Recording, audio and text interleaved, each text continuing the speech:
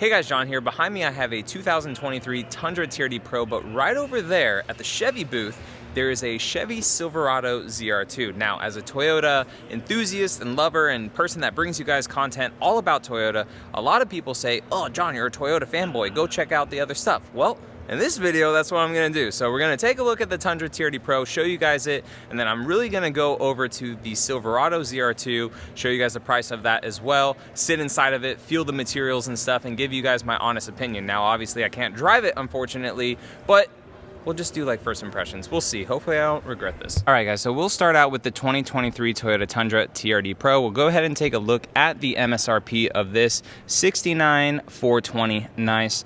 18 miles per gallon in the city, 20 on the highway. And as you guys look at this Tundra, all of this is standard. So that price tag is everything that you see standard except for those running boards. But aside from that, you get the LED light bar in the grille, you get the upgraded headlights, you get a TRD skid plate down at the bottom. You get the TRD sway bars, you get the BBS forged wheels, the Falcon Wild Peak tires that are about a 33-ish, and you get the Fox suspension, the TRD exhaust. Every single Tundra TRD Pro is going to be a Crew Max with a 5.5-foot bed, the panoramic roof coming on into the inside.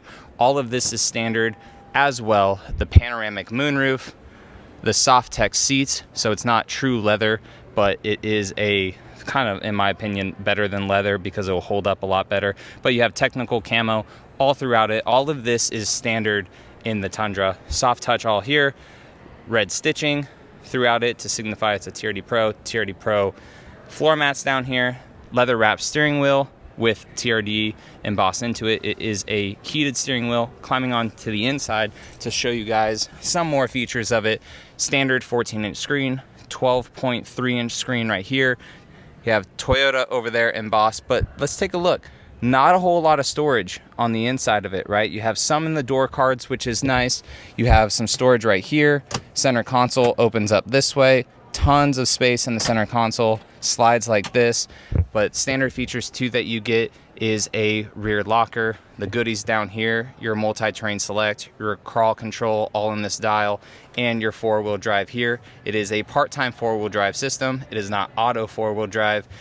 Dual climate control coming up here. You get dual climate control, heated and ventilated seats. Not sure why Toyota took the knob off, but you have all that standard in this Tundra. Going into the back of the Tundra, since all of these ones are hybrids for the TRD Pro, you lose all your underneath storage space. So that is where they put all the batteries. They're all underneath here. And then at the back of this right here, you even lost some storage space. And then in the back of here, you also lost some storage space too because of the JBL subwoofer. So really the only storage space you have in the back of the Tundra is back there behind that passenger rear seat. You have some stuff in the door cards here, but really not that much storage. Now I have driven this one, and this one scoots. These TRD Pros with iForce Max, they scoot, they handle really well with the Fox shocks. The Falcon Wild Peak tires, they're decent.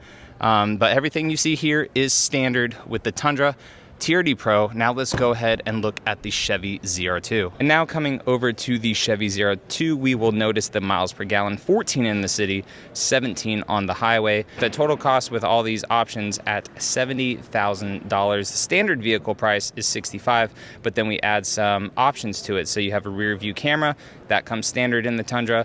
This one has a 15-inch screen. I guess that is an upgrade.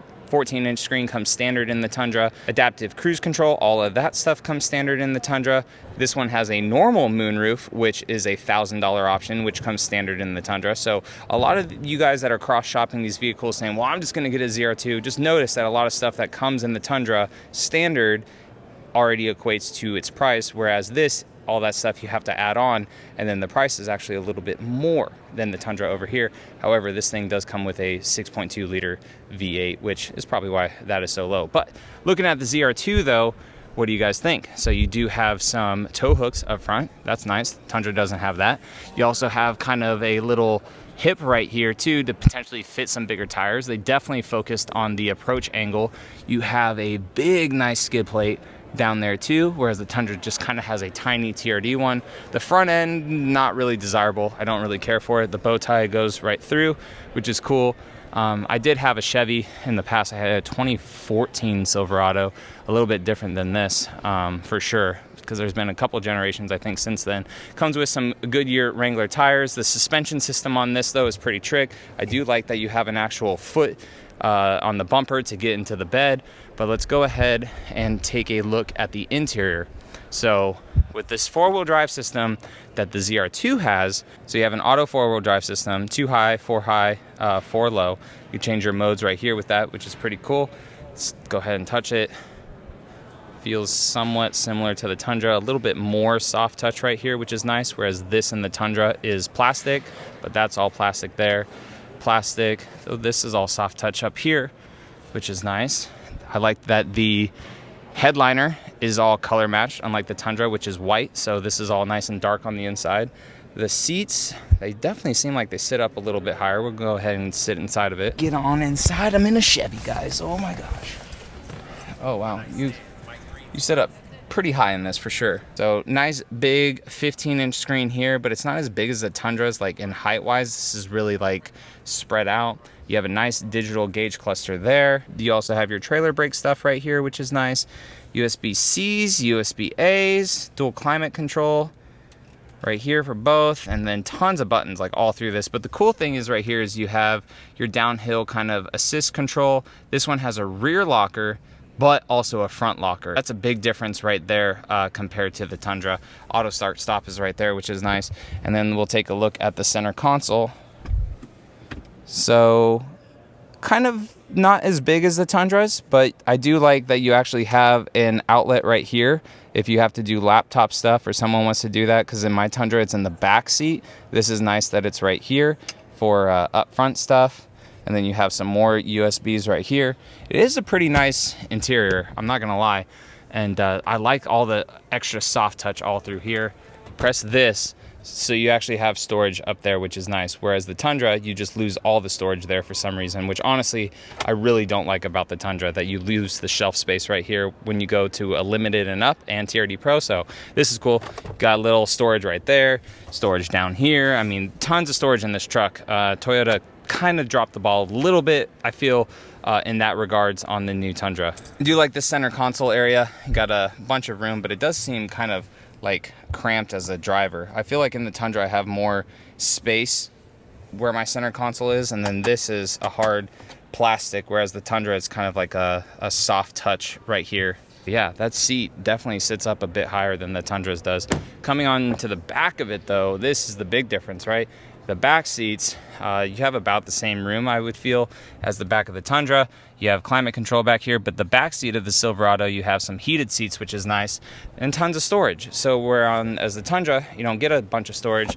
The Silverado does actually have quite a bit of storage. You got some nice cup holders.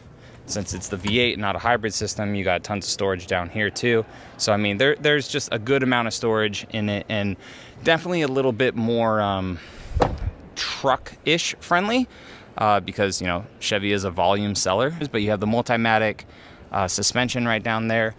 It is also a leaf spring setup in the rear of the ZR2, whereas the Tundra is a coil spring setup.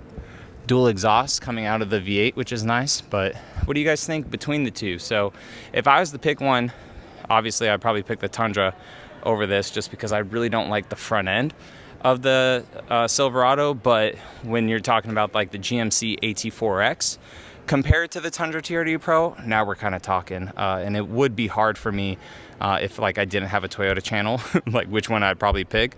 But there are some nice differences between the two of them, but I just wanted to show you guys in this video for what you pay for between the both of them, what you actually get. So guys, if you enjoyed this video, go ahead and give it a thumbs up, and I will catch you all in the next one. All right, see you later.